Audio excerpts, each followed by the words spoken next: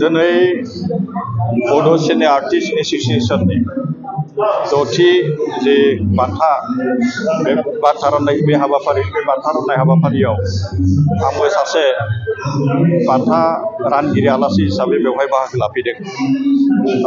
दिनै जि सानसेनि हाबाफारि बे सानसेनि हाबाफारियाव आं बेवहाय बाहागो लानो हायाखैबाबो फिजिकेलि, नाथाय आथिखालाव जि माने टेक्न'लजिनि मोनसे सम, बे टेक्न'लजिनि समनि बा बे टेक्न'लजिनि गेजेरजों आं जायगायाव थानानैनो बागानपारायाव मसलपुराव खमनायाव थानानैनो आं थांनाय जिखिनि हाबाफारिफोर बे हाबाफारिफोरखौ आङो नायबाय थादों।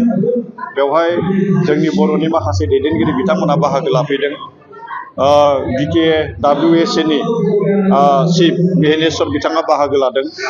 बर' थुनलाइ आफादनि बारग' आफादगिरि आथिखालाव बर' साहित्य एकाडेमिनि सासे सोद्रोमा तरेन बर' बिथाङाबो बेवहाय बाहागो लादों।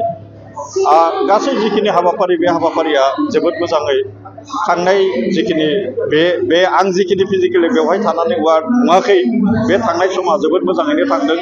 दा आङो नैबे हाबाफारियाव आं गावनो बेवहाय बाहागो लाफैनो हादों आरो बेवहाय बाहागो लाफैनो हानानै आं गावखौनो जोबोद गोजोननाय मोनदों। दा बेवहाय दान्दिसे आगोलाव जोंनि बिटिआरनि चिफ प्रमद बर' बिथाङा दिनैनि जि हाबाफारि बे हाबाफारिखौ बेखेवनानै थांबाय आरो बे हाबाफारिनि गेजेरजों बेवहाय बर'नि जिखिनि हारिमु बे हारिमुखौ बेवहाय दिन्थिफुंबाय थानाय जादों। दा बेवहाय जिखिनि क्लासिकेल आरो जिखिनि कमार्शियेल बे मोननै बिथिंनि हारिमु जि मोनसे दिन्थिनाय, बे दिन्थिनाय हाबाफारिया बेवहाय जादों। आरो दिनै नैबे दथि बड' सिने आर्टिस्ट एसोसिएशननि जि दथि बान्था राननाय हाबाफारि, बे बान्था राननाय हाबाफारियाव भारतनि सासे माने मुंदांखा महरगिरि पद्मिनी कालापुरी बिथाङा बेवहाय बाहागो लाफैदों। आरो बियो नैबे जोंनि जि बर'नि हारिमु, बे बर'नि हारिमुआ दिनै जि मोनसे बड' सिने आर्टिस्ट एसोसिएशननि जि दथि बान्था राननाय हाबाफारि, बे बान्था राननाय हाबाफारिनि गेजेरजों जोंनि जि मोनसे 1980निफ्राय जि सोलिनाय बर'नि गेजेराव फुल मुभिनि बाथ्राखौनो बुं, आलायारननि बाथ्राखौनो बुं, खोमसिनि लामानि बाथ्राखौनो बुं, आथिखालाव जिखिनि सर्ट मुभिफोर जोंनि जि गोदान माने महरगिरिफ्रा, देंखोगिरिफ्रा बेखौ बानायबाय थादों। आरो बियो मा, बे जोबोद मोजाङैनो दिनैनि समाव दिनैनि समाव जि माने 2020 मायथाइ बे समाव बियो जोबोद मोजाङै बियो दावखोलांनो हागोन। आरो बे हाबाफारिफोरखौ जिखिनि माने बेवहाय महरगिरिफोरनि, देंखोगिरिफोरनि बा बड' सिने आर्टिस्ट एसोसिएशननि जिखिनि नाजानाय आरो बेखौ मोगथाङाव जाफुंहोनो थाखाय आथिखालाव प्रमद बर'नि बिटिआरनि बिटिसि सरकारा बेवहाय माखासे माने मावथांखि लानायखौ आं नुनो मोनदों। बिथाङा जायगा जोंनि बिटिआर ओनसोलाव सिनेमा हल बानायनानै होदों।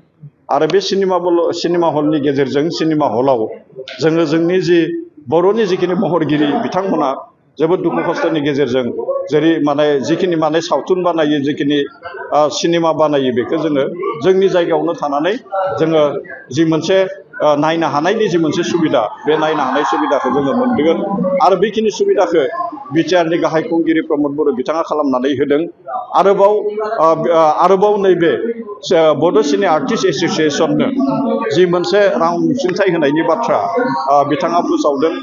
आरो गमामायैनो